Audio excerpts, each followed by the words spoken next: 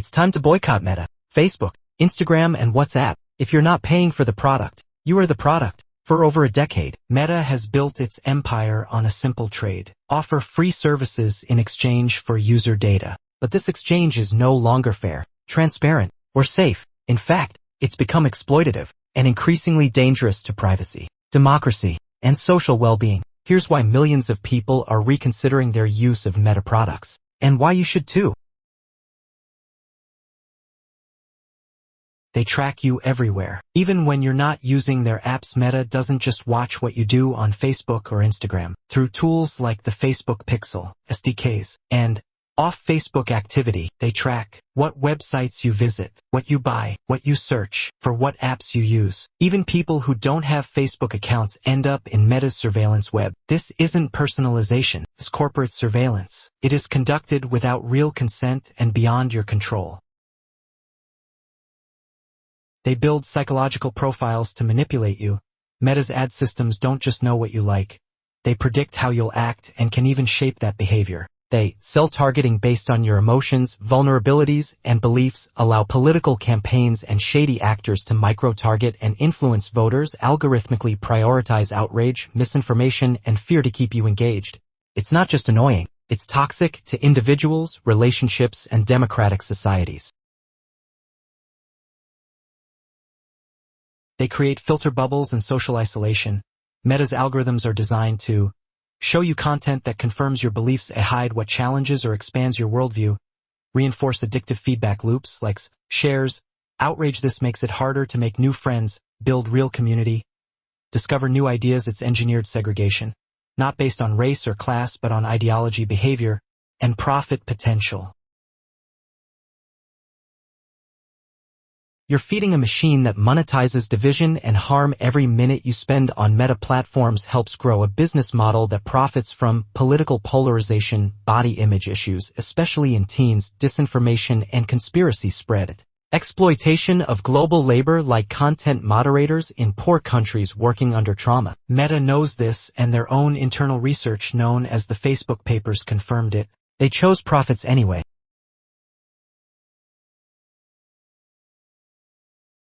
There are better alternatives. You do have a choice. You don't have to live in Meta's digital world. There are better, more ethical options: Signal or Telegram instead of WhatsApp, Mastodon or Blue Sky instead of Facebook, Pixel Fed instead of Instagram, email and real conversations instead of algorithm-driven feeds. Voting with your time, your clicks, and your data is powerful. When millions log off, companies will take notice.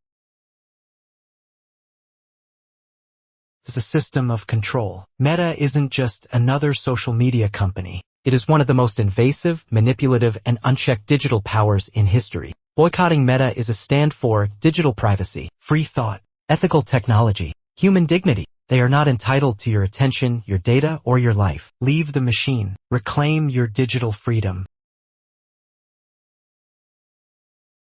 Off-site tracking is surveillance without borders. Meta uses tools like the Facebook Pixel, like buttons, and Meta SDKs to track people outside of their platforms. Even when you don't have a Facebook or Instagram account, even if you are not logged in or are visiting completely unrelated websites, this tracking happens invisibly through hidden scripts embedded in millions of sites and apps. Meta captures page visits, purchase behavior, search terms, device and location data, and app usage patterns. Then it correlates that with your Meta profile or builds a shadow profile if you don't already have one. This is mass surveillance by a private company, and you never truly agreed to it.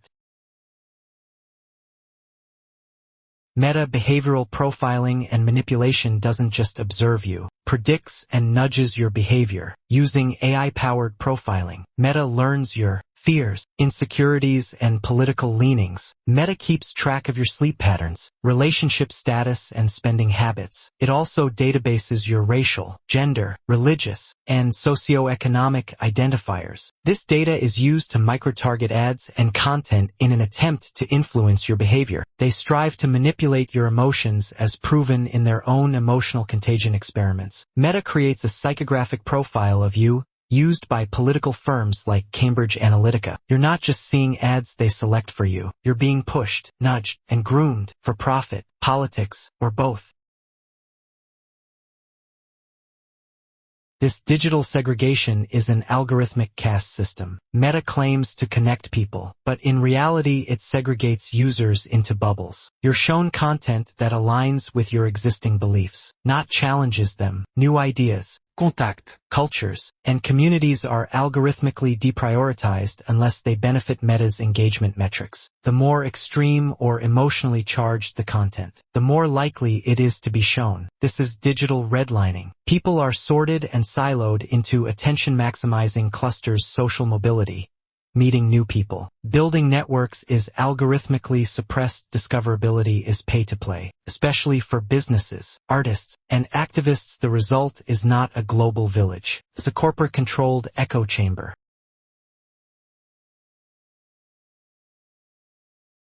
Meta's addictive design is monetizing mental vulnerability, and Meta's platforms are deliberately addictive, engineered to exploit the dopamine loop, likes, comments, and endless scrolling. They want you to be afraid of missing out on notifications or stories expiring. They push social validation anxiety tactics by performance metrics on posts. This harms teens and children and often causes depression, anxiety, and self-harm. This also affects mental health across all other ages. These tactics undermine your ability to sleep well and limits your ability to focus through attention fragmentation. The design isn't just unhealthy, it's weaponized against your psychology.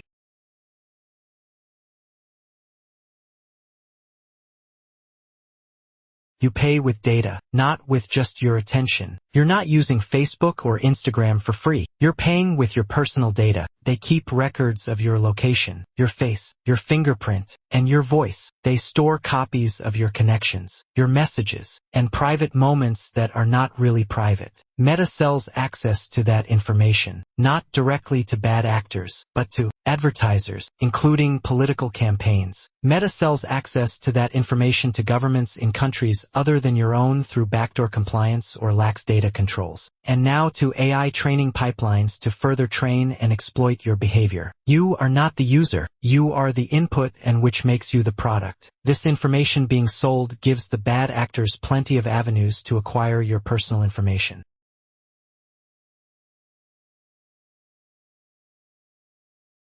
Meta profits from exploitation, and by offloading the consequences of their actions onto others, they shift the real costs of their business onto the public. They allow the spread of misinformation about events and things like vaccines, QAnon, and hate groups. This misinformation fuels political chaos, seen in events like the genocide in Myanmar and the January 6th attack on the Capitol. They outsource the most disturbing parts of their platform to low-paid workers, people who are forced to view violent and traumatic content every day. And Meta only takes action when public pressure leaves them no choice. Just enough to quiet the outrage, never enough to change the system that brings in billions.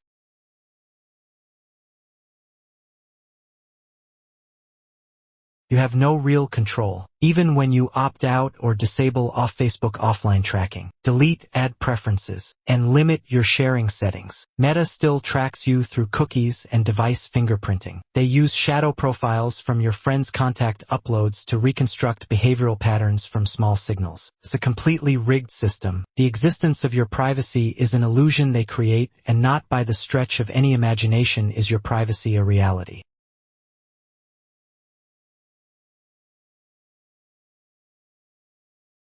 This is about power, not social media. Meta is not just a platform. It's a global power structure built on surveillance capitalism, psychological manipulation, social division, and extraction of human data for corporate gain. Boycotting Meta is not symbolic. It is a concrete act of resistance against one of the most powerful and opaque systems ever built. You don't need them. They need you, your data, your time, your attention. Take it back.